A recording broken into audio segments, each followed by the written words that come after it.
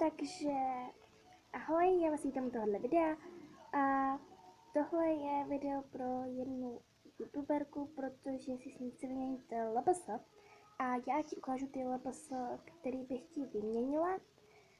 A jako první je tato Destiny Cat, pak bych ti k ní přidala tuhletu kočičku, má takovýhle hebký ocásek. Já se omlouvám, jestli něco slyšíte, ale já mám puštěný písničky. A jako poslední bych možná dala tady tuhletu srnku, ona je strašně hezká, strašně blbě se schání. Je teda pomalovaná, je úplně bez poškození. Já se omlouvám, jestli mě neslyšíte. Tady má LPS, má dírku. Jinak já to ukážu u všech. Ten má taky dírku a tady má LPS. Ona má tady LPS, a dírku má taky. Jo?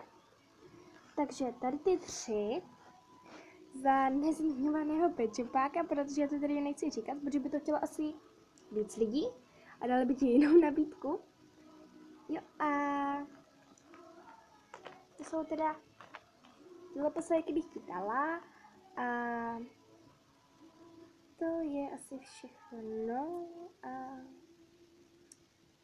všechno.